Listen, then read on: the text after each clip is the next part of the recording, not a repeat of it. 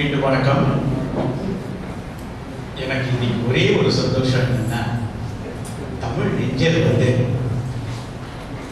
எதிரணி தலைவிய மாதவின்னு சொன்னதுதான். நான் இவ்வளவு நாளா அவங்க கண்ணகின்னு நினைச்சு பேசிட்டு இருக்கேன். இனி அவங்க ஞானமணி எப்பவுமே எனக்கு ஒரு சந்தோஷம் என்னன்னா, நாங்க 3 பேர் பேசினா எங்க பக்கம் 4வது பேச்சாளர் அவங்க என்ன பண்ணுவாங்கன்னா எதிரணியில வந்து சேர்த்துருவாங்க. அவங்க என்ன சொல்றாங்க, அறிவாளி விளம்பரப்படுத்திக்க மாட்டாங்க உண்மை அப்படின்னு சொல்றாங்க. அவங்க என்ன சொல்லியிருக்காங்க, நான் பேசிட்டு போகும்போது உங்கள சில பேராவது என்னை புகழ்ந்தால் எனக்கு சந்தோஷம் தானே அப்படின்னு முடிக்கிறாங்க. அவங்க அறிவாளியா இல்லையா நான் பேச வரல, ஆனா அவங்க புகழ விரும்புறாங்க. ஆனா அது எங்களுக்கு வலு சேர்க்குது. நான் அவங்களை வேற ஒன்றும் பேசல. ஆசிரியர் இனி அருமை சந்திரன், அருமையான பேரை வச்சிருக்காங்க. சந்திரனே பெருசு பண்ணா அருமை சந்திரன். அவரு பின்னாடி ஒரு கூட்டத்தையே வச்சிருக்காங்க. பேசுவதற்கோ அவர் இடையில நிறுத்தறதுக்கோ கூட கை தட்டிக்கிட்டு இருந்தாங்க. அவங்க இல்லைன்னா அவருக்கு வலு இல்லை. இதெல்லாம் பேசி இங்க வந்து விளம்பரப்படுத்த விரும்பவில்லை, பேச முட்டேன். அதுல 2 தான் கழிச்சிட்டோம். ஏன்னா அவங்க எங்க பக்கம் வந்துட்டாங்க. அப்பவே இனி தமிழாசிரியர்கள் 20 இருக்கிறார்கள். ராஜீவ் ஒரு ஆசிரியர், நான் முன்னாள் ஆசிரியர். ஆசிரியர்கள் என்பதால் கூறுகிறேன்.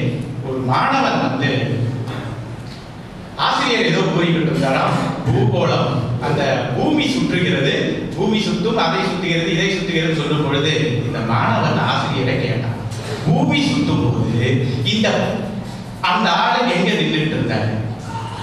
ஆசிரியருக்கு பதில் சொல்ல தெரியல, அது சுத்துது ஆல்ரெடி பூமி. இவர் என்ன சொன்னாரு, எனக்கு முழங்காய் இந்த மாதிரி கேள்வி கேட்கிற நீ நேற்று உன்னை 15வது இருந்து 30வது திருக்குறள் வரைக்கும் சொல்ல சொல்லியிருக்க, படிச்சியா அப்படின்னு கேட்டார். அவர் உடனே அந்த மாணவன் படிக்கல சார், ஏன்னா இவருக்கு தெரியும் அந்த பதில் வரும். உடனே அவர் என்ன சொன்னாரா, நீ பெஞ்சு மேல ஏறி நிற்கிறார். அந்த மாணவன் அந்த பெஞ்சு மேல ஏறதுக்கு முன்னாடி ஒரே ஒரு வார்த்தை சொன்னானா, இவங்களுக்கு பொருந்தும், அதுக்காக சொல்றேன். ஒன்று வந்து, கேள்விக்கு பதில் எனக்கு தெரியாவிட்டாலும் பெஞ்சு மேல ஏறணும், ஆசிரியருக்கு தெரியாவிட்டாலும் எவ்வளவு ஒரு அருமையான சின்ன பசங்க இப்போ ரொம்ப அறிவுபூர்வமா பேசுறாங்க. அவங்களோட நீங்க பேச்சே முடியாது. அன்னைக்கு அவர் எஸ் வி சேகர் டிராமால சொன்ன மாதிரி, உன் வயசுல அவர் அந்த வயது இருந்தாருன்னா உன் வயதுல இவரும் இருந்தார்.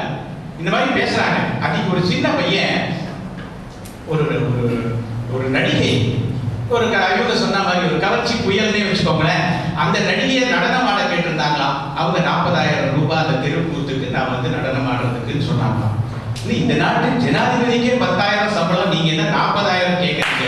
அப்ப அந்த நடிகை சொன்னாங்களா, நீ ஜனாதிபதி வச்சு ஆரச்சு. இப்போ அப்படியே ஒரு இதுல ஒருத்தர் சொல்லியிருக்காங்க.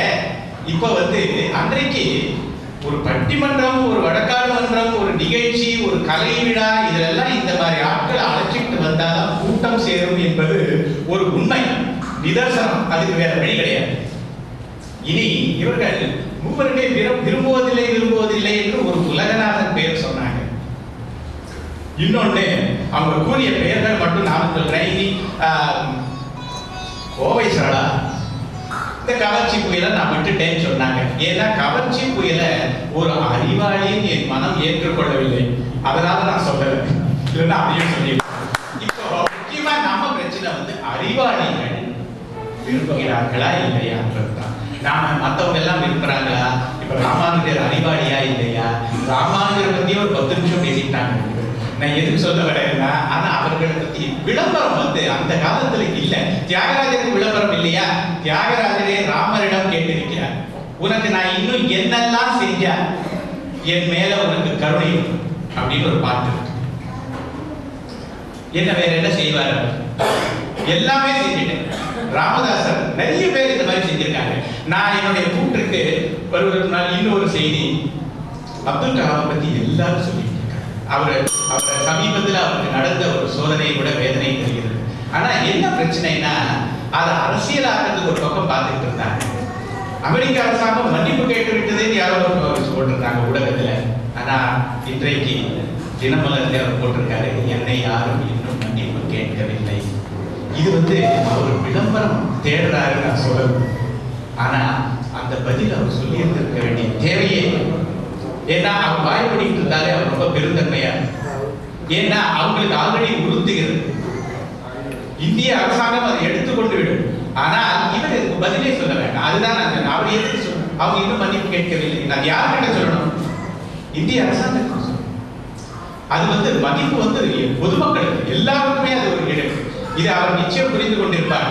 நான் அப்துல் கலாமை குற்றப்படுத்தவில்லை. இதே அப்துல் கலாம் நான் இன்னொன்று கூறுகிறேன். விவேக் நகைச்சுவை நடிகரிடம் கேட்டார்கள், உன் வாழ்க்கையில் அருமையான ஒரு நிகழ்ச்சி என்ன? அவர் என்ன கூறினார் தெரியுமா? திரு அப்துல் கலாம் அவர்கள் என்னை டெல்லிக்கு அழைத்து பராசக்தி வசனத்தை சிவாஜி கணேசனை விட அவ்வளவு அருமையாக இன்றைய காலகட்டத்தின் உதாரணங்களுடன் அருமையாக பேசியிருக்கிறார் என்று சொல்வது எனக்கு கலைமாமணி, பத்மபூஷன் இந்த விருதுகளை விட சிறந்த விருது அப்படின்னு அவர் சொல்லியிருக்கார். விஜய் டிவியில ஊடகத்தில் போய் பாருங்க. இனி மிகவும் முக்கியமான ஒரு நிகழ்வு ஒரு உதாரணம்.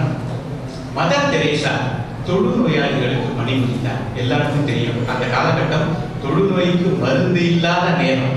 அவர்கள் செய்யும் பொழுது படம் எடுத்துக் கொண்டிருந்தார். மதர் தெரேசா என்ன சொன்னார் தெரியுமா? இந்த படத்தை பல ஊடகங்களில், பல டிவி காட்சிகளில் எல்லாம் காண்பியுங்கள்.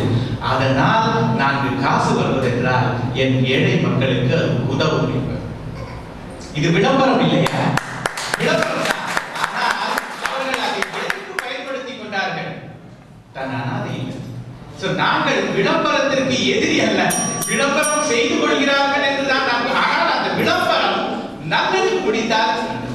இனி அருமையாக இவர்கள் என்னவனாலும் விரிக்கலாம். நாங்கள் ஐஸ் வைக்கிறோம் என்று கூறுகிறார்கள். எங்களுக்கு ஐஸ் வைக்க வேண்டிய நிலைமையே இல்லை. அவர்களே வைத்து விட்டார்கள் எங்கள் சார்பில் நடுவருக்கு ஐஸ். இனி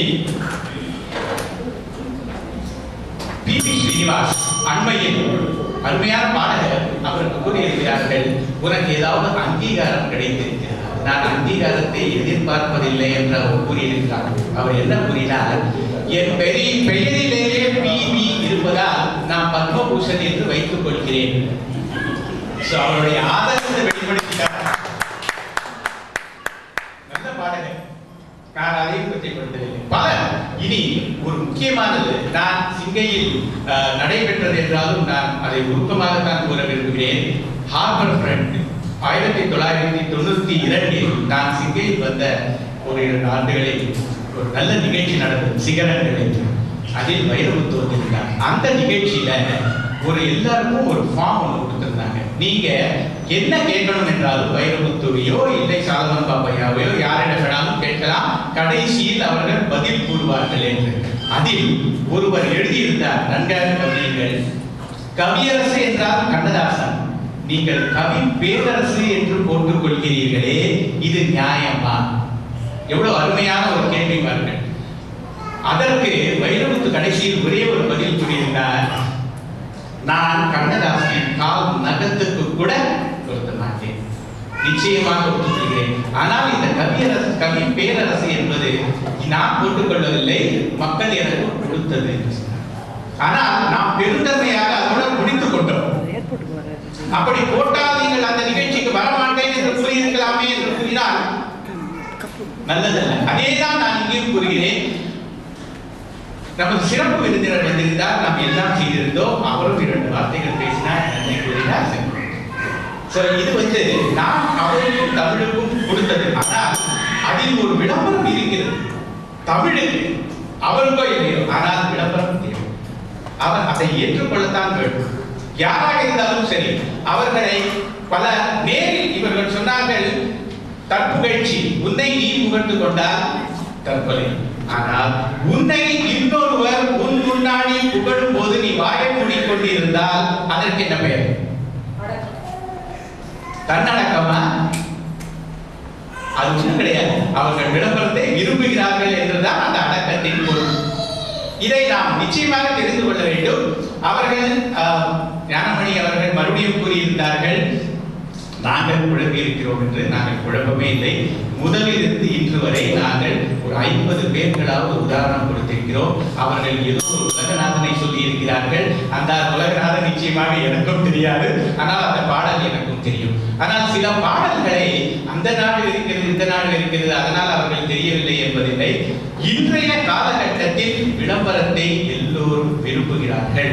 நான் எதற்கு கூற விரும்புகிறேன் என்றால், விளம்பரம் என்பது அறிவாளிகளோ சிறு பிள்ளைகளோ எல்லோருக்கும் இல்லை. இன்று நாம் சிங்கையில் பல இடங்களில் அருமை